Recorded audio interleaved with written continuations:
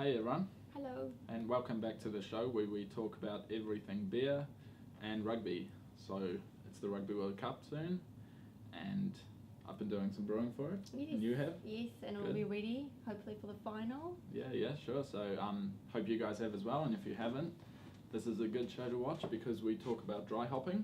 Mm-hmm. And so if you get your brew down now, let it ferment, Yes. Yep. And pick up what we have to say here, and dry hop, ready to watch the game. So And get creative. yeah. So Paul from our UK offices went to visit Heavy Industry Brewing, and they just talk about dry hopping. So and interesting. Yeah. So let's go see what they have to say.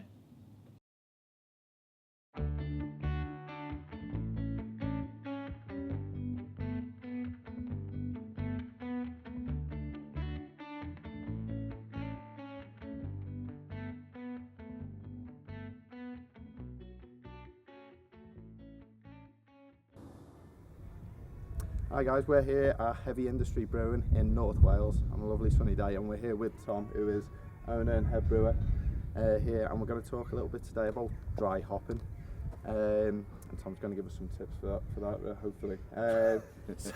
So Ray, could you explain a little bit about your process for dry hopping? Yeah, we basically dry hop with whole hops in fermenters. Yeah. We use we grind them up small, and we use mesh bags made for us by the lady in the local post office, and hold them down with some very, very heavy stainless steel hooks. Because we used to find that it floated a lot. Yeah. Yeah. So why did you grind the hops before you add them into the fermenter? Just in order to expose as much of the hop as possible to the beer. Okay, so it's Seems- surface, get the most surface area in contact with the beer. Yeah, absolutely, yeah. It's Okay. important. And at what stage during fermentation do you add the dry hops? Well, they go in the conditioning tanks. Right. The fermentation. Oh, so after fermentation's done. Yeah. Ah, right. Yeah. Well, we do what we do if the beer's not to be dry hop, we chill it down in the fermenter, and then send it across to the conditioner room, because passively chilled jackets don't have individual coolers, so it's just a constant 9 degrees in there. So if the beer is to be dry hopped, we stop the fermentation a little bit sooner to allow for the fact that it will take longer for the temperature to drop within the conditioning tank. So we typically pass it over about 14 degrees onto the dry hops in the conditioning tanks, and then it will drop, and we'll leave the beer on the hops for a minimum of 1 week and a maximum of 2 weeks. Okay. So is the temperature crucial when you're doing your dry hop? Yeah, I think so. I mean, there are guys that have gone into it in a lot more detail than we have, but the way that we do it is kind of informed by the fact that what we're basically doing here is making cask ale. So we're concerned about it works for us passing it across at 14 degrees. We get as much dry hop aroma as we want. It could be that we could get more if we did it a different way, but it's kind of like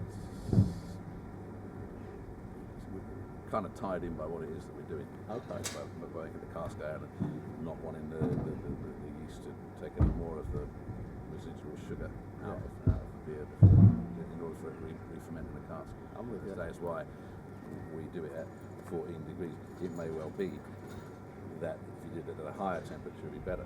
But we drop the beer to 14 degrees to hold it for 24 hours for a diacetyl rest, essentially. But I mean, the yeast that we use doesn't even produce very much diacetyl in any case, so it's a bit of a moot point.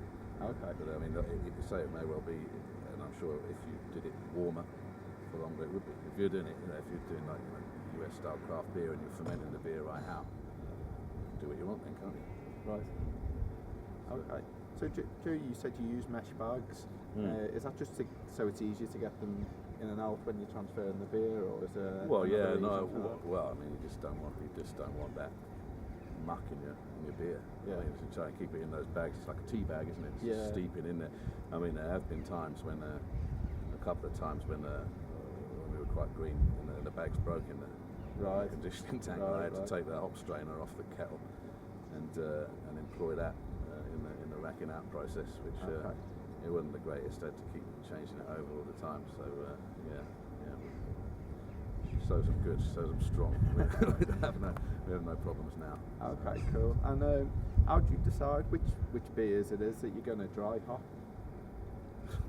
Well, our inclination is to dry hop everything, really, Yeah. more or less. I mean, the beers that we don't dry hop, it's more easier to say the beers that we don't dry hop than dry hop the beers that we do. I mean, we have a range of about 11 beers, and the only ones that aren't dry hopped are Collaborator, Nos, which is a smoked porter, and Electric Mountain, which is our entry-level session beer. Yeah. And I mean, these beers are not unhoppy. They're very hoppy. And I sometimes think to myself, why do we keep doing this to ourselves? I mean, we just add in another week to the process.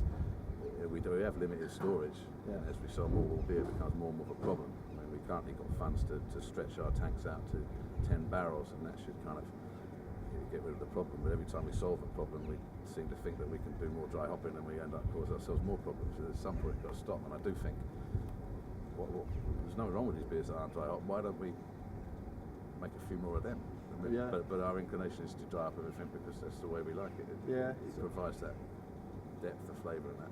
Is it sort of all aroma and flavour from the dry hop, or do you get any sort of bitterness contribution from the dry hop? No, I don't think so, not at all, no. Yeah. No. I mean, the idea is at the end of the boil, you add your aroma hops, and it doesn't impart any bitterness and what have you. It does, of course it does. It has to impart some. We don't bother allowing for it in our calculations. Anything that we add after 55 minutes, we don't make an allowance for any bitterness contribution, and it doesn't seem to make any great deal of difference. Okay. And at what sort of hopping rates do you add the dry hop addition? Do you do it the same across the board for the beers, or do you tailor it to each beer? Yeah, no, it's kind of tailored to the beers, really. I think some of them have got so much hop in at the end of the boil and so forth that we're just looking to add some kind of top notes. Okay.